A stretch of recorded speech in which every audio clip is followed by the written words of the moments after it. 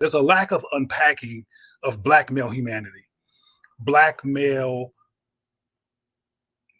trauma, and the attack on Black men, which has been perpetual since we've been here. And one of the things that has fooled both Black men and women inadvertently is that our model for patriarchy and what a man should be comes out of a white supremacy paradigm. It doesn't come from a human, male, nuanced human being paradigm. Whiteness has taught us how to be a man. And over a few hundred years, we got that map. So you got Black women, in some instances, using whiteness as a measuring stick. And you even have some Black men who are using whiteness as a measuring stick. And they will always lose, going outside of ourselves for value and for what makes us good or not good. So as Brandon mentioned, the attack on Black men and the attack on this gender divide precedes Trump. It goes before Obama. It's been happening most of my life where when I was young, I was a product of WIC, et cetera, too, Brandon. Even back in the caveman days when I was little, they had WIC and food stamps and stuff like that. And there was a law or a criteria where men cannot be around, or which you would lose your food stamps, you would lose your public care. So even though there were white people who were also on welfare and to this day make up the majority, they didn't have such stringent rules to face that we in the Black community were on Imperial Courts projects, where I used to be in Watts, California. So I think it's important to understand that the issue is not a new phenomenon.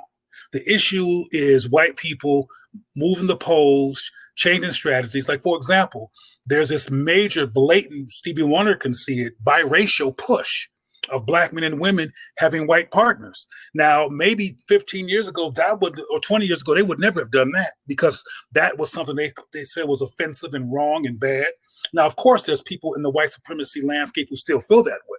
But the social architects understand that one way to put a dent in Black loyalty to Black people is to put white people in there as who they're going to long to be with. And they're willing to have some casualties because they understand that the larger game we'll still be in psychological control. You got to remember in Azania, which we know of as South Africa, it was, I'm exaggerating to make a point, but it was like 3 white people running the lives of 3 million Africans because they understood how to do systemic work to keep us fragile and unstable enough to see what they're doing. For example, you might have seen the movie Cry Freedom about Stephen Biko. And there's a scene where the young children in Tanzania, which is known as South Africa, are fighting against having to speak Afrikaans. And then when the kids would not give up, they murdered those children in the street. Well, the lesson here is that white people understand that speaking their language, learning their religion, and all these different things keeps us in the trauma trance, keeps us unstable, keeps us at risk for whatever they come up with to keep us at each other's throats and not committed to each other. One of the most difficult things you can do, and I've tried it on national television, is get Black people to have a conversation about Black men.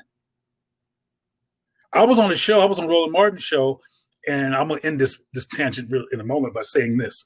I was on Roland Martin's show, and there was a sister on there talking about Black women boat, and Black women magic, and Black women fly, and Black women swim, all the things that Black women are doing. And I said, that's really great that Black women do all these things. I support it. And I'm real clear enough about what women go through and have gone through in terms of oppression and systemic level disenfranchisement to understand that there should be a remedy to that. However, Black men have been going through a few things too.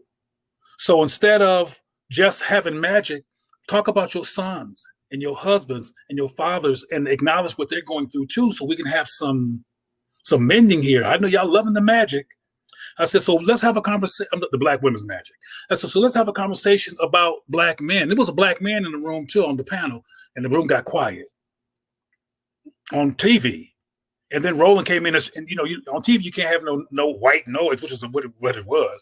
You can't have no white noise on TV. So he jumped in because nobody could say anything because we don't know how to have conversations that are fair, neutral, nurturing, or even supportive of Black men as a people.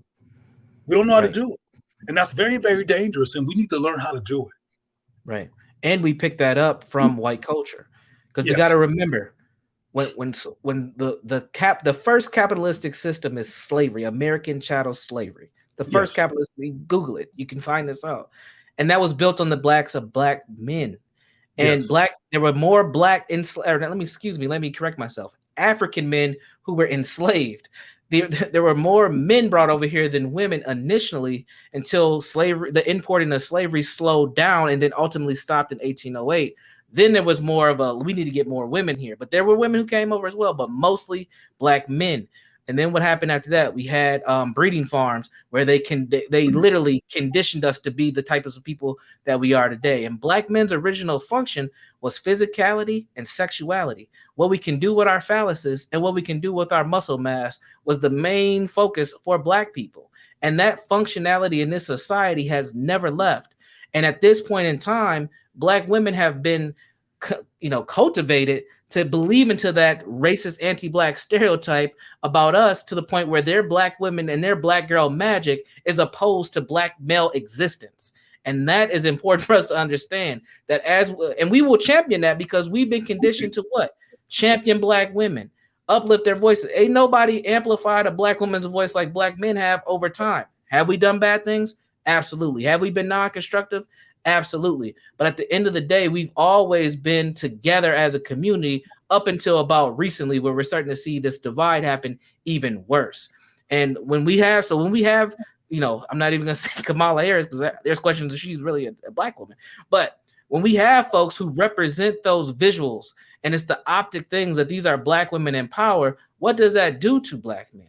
What does that say? Because the narratives that I'm starting to hear from black women is that the black community is absent of black men. And they only care about us when we have a partner that is non-black. And then we get the attention that they want. Go ahead. There's a part of Brandon's narrative that I want to bring in that I think is important. And I almost brought it up earlier, but I distracted myself and I didn't illuminate on it. And I get emotional when I talk about this, so I'm going to try to keep it hang in there, because this is on video. A lot of black men are wounded and have broken hearts and have inherited the generational unresolved broken heartness of other males. And to give some contemporary context in the United States, I'm going to go to Azania, where I went in early 2000 to do some work, some post-apartheid work. After apartheid, and this is relevant to this country, which is why I'm mentioning it. After apartheid was dismantled visually, because it's still in place in some ways, there was an uptick in domestic violence and violence toward children in black households or African households. And one of the things I went over there to work with this group called Sister Song to do was address the issue of domestic violence, particularly from male to female. And what I realized then, and what's happening and not addressed here, is that those black men who dealt with the brunt of dehumanization, being called boys until 80 and 90 years old if they lived that long, and living in a patriarchal context which values manhood, like this one we live in this country, where they never got the chance to quote unquote be men in a society that was patriarchal, that nobody was resisting enough for it to be unstable. Everybody was in this patriarchal context, and men did not have the opportunity to be that. So there was a perpetual state of humiliation, and it encouraged lack of problem solving between black people. For example, you might have seen the film The Help. Remember the film The Help? I bring that up because in that film, one of the things that it showed was how black women spent their whole day taking care of white kids.